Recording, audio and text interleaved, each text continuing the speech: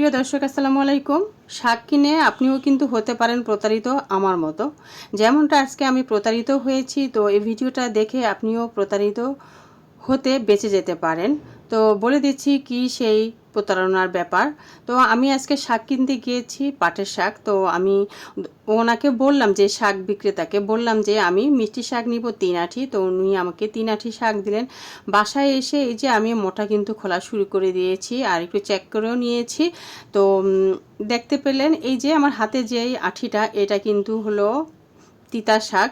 তো এই তিতা শাকের আঁটিটা কিন্তু ওরা মিষ্টি শাকের ভিতরে ঢুকিয়ে দিয়েছে। আমি তো বুঝতেই পারিনি। বাসায় এসে যখন খুললাম আমি চিনতে পারলাম। আর কেন চিনতে পারলাম, কিভাবে চিনতে পারলাম, ওরা কিন্তু আমাকে বিক্রির সময় বলেছিল এটা হচ্ছে তিতা শাক, এই যে সামনেটা আর পেছনে দুইটা মোটা শাক, মানে মিষ্টি শাক আর কি। আর মিষ্টি শাক এবং তিতো শাক কীভাবে বুঝবেন সেটাও কিন্তু আমি আপনাদেরকে আজকে চিনিয়ে দিব এবং বলে দিব।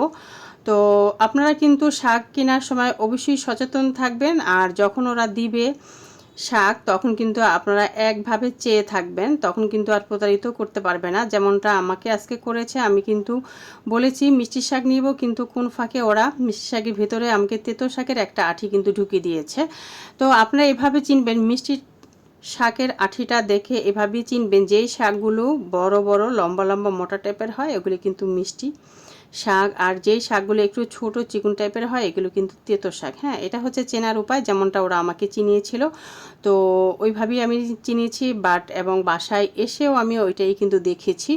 কিন্তু আমি আনতে চেয়েছিলাম মিষ্টি শাক, বাট ওরা কিন্তু আমাকে তেতো শাকের একটা আঁটি ভিতরে ঢুকিয়ে দিয়েছে। যাই হোক, কথা বলতে বলতে এরই মধ্যে আমার শাক বাছা একেবারে কমপ্লিট। শাকগুলোকে আমি পরিষ্কার পানি দিয়ে ভালো করে পরিষ্কার করে ধুয়ে নিয়েছি। এখন কিন্তু আমি চিড়ে নেব হাত দিয়ে, যেমনটা দেখতে পাবেন আমি কিভাবে হাত দিয়ে এই শাকগুলোকে চিড়ে নিচ্ছি। মানে পাটের শাক যেভাবে হাত দিয়ে চিড়ে নেয় আমি ঠিক সেইভাবেই এই যে এভাবে কিন্তু আমি ছিঁড়ে নিচ্ছি। হ্যাঁ, চিড়ে বলে আর কি মুরব্বিরা, তো আমি সেটাই বললাম। তো এইভাবে কিন্তু আমি ছাড়িয়ে নিচ্ছি বা কেটে নিচ্ছি বা চিড়ে নিচ্ছি, যেটাই বলেন না কেন।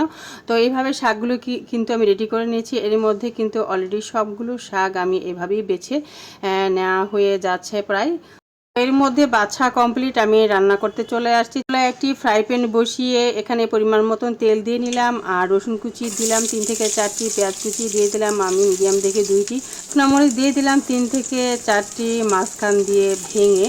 তো হালকা একটু ব্রাউন কালার ভাজা হলেই আমি এখানে যোগ করে দিব আগে থেকে পরিষ্কার করে রাখা বেছে রাখা পাটের শাক। তো এখানে যেহেতু 3 আঁটি পাটের শাক আমি একসাথেই মিশিয়ে নিয়েছি, যেহেতু তেতো আর মিষ্টি কিছু করার নাই, তো আমি দুইটা মিলে একসাথেই রান্না করে নেব। এই জন্য একসাথেই বেছে একসাথেই পরিষ্কার করে ধুয়ে নিয়েছি এবং দিয়ে দিলাম পাটের শাক অর্ধেকটা, যেহেতু এই প্যানের মধ্যে পুরোটা শাক কিন্তু আমার ছাড়ি না। এই দেখতে পেলেন আমার টেকনিকটা কিভাবে আমি পাটের শাকগুলো উল্টে নিলাম।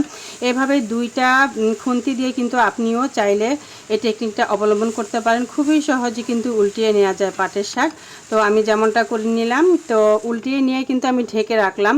তো আমি এখানে 3 মিনিট পরে ফিরে আসলাম, আর 3 মিনিট পরে ফিরে এসে দেখলাম, দেখতেই পাচ্ছেন আপনারাও, যে পাটের শাকটা নরম হয়ে একেবারে অর্ধেকটা হয়ে গিয়েছে। ঠিক তখনই কিন্তু বাকি পাটের শাকগুলো আপনারা এভাবে দিয়ে দিতে পারেন। হ্যাঁ, এই টেকনিকগুলো একটু খেয়াল করে ফলো করে রাখবেন, আপনারও কাজে লাগবে ইনশাল্লাহ। তো বাকিগুলো দিয়ে দিয়ে আমি কিন্তু আবারও ঢেকে দিলাম। তো এইভাবে কিন্তু আপনারা 2বারে শাক দিতে পারেন।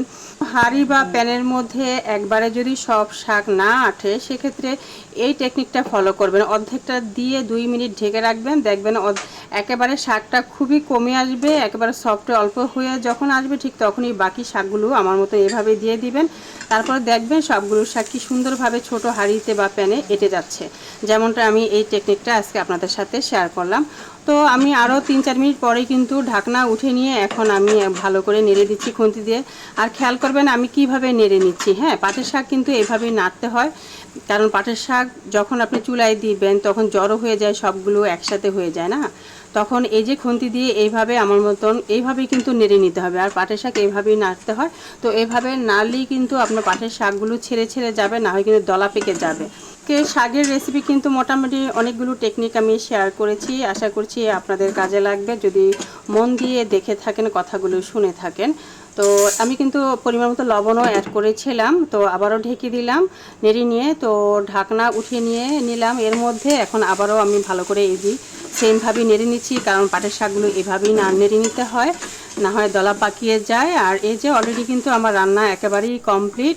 এখন আমি আরও কিছুক্ষণ এভাবে নেড়ে চেড়ে নিব, আর এর মধ্যে আর ডাকনা দেবো না, এভাবে নেড়ে নেড়ে আরও 2-1 মিনিট রান্না করে নিব। আর রান্নাটা কিন্তু আমার একেবারেই কমপ্লিটও হয়ে গিয়েছে। এখন আমি নামিয়ে নিচ্ছি একটা সার্ভিসিং ডিশে। প্রিয় দর্শক, আজকের ভিডিওটি দেখে আশা করছি আপনিও প্রতারণার হাত থেকে বেঁচে যাবেন। এবং এই ভিডিওটি আপনার যদি এতটুকু কাজে লেগে থাকে তাহলে আমার চ্যানেলকে সাবস্ক্রাইব করে পাশে থাকা বেল বাটনটি অন করে আমার চ্যানেলের সাথে থাকবেন। আর এই যে আমি কিন্তু এখন খেয়ে নিব। আর যেহেতু তেতো শাক এবং মিষ্টি শাক একসাথে আমি রান্না করেছি, সো ইয়াম্মি, আসলে সো ইয়াম্মি, এতটা টেস্টি হয়েছে শাকটা, আসলে না খেলে আমি বুঝতেই পারতাম না। তো আপনারাও এভাবে চাইলে কিন্তু পারেন, তেতো শাক মিষ্টি শাক একসাথে রান্না করে দেখবে, সেই স্বাদ, আসলে কী যে মজা। আমি এই শাক পেয়ে আসলে আর লোভ সামলাতে পারলাম না, তো আমি গপাগপ করে খেয়ে নিচ্ছি, সাথে আপনাদের সাথেও কিন্তু শেয়ার করে নিচ্ছি।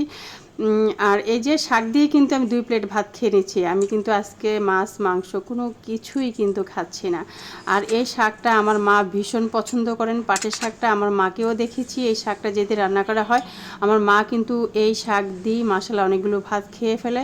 তো আমার মনে হয় আমি আমার মার মতোই হয়েছি। তো শাকটা দেখে রান্না করার পর আমি আর তাৎক্ষণিকভাবেই খেয়ে নিলাম। লোভ আসলে একেবারেই সামলাতে পারলাম না, তাই দেরি না করে খেয়ে নিচ্ছি। সুপ্রিয় দর্শক, পরবর্তী রেসিপিতে ইনশাআল্লাহ কথা হবে। ভালো থাকবেন সবাই, আল্লাহ হাফেজ।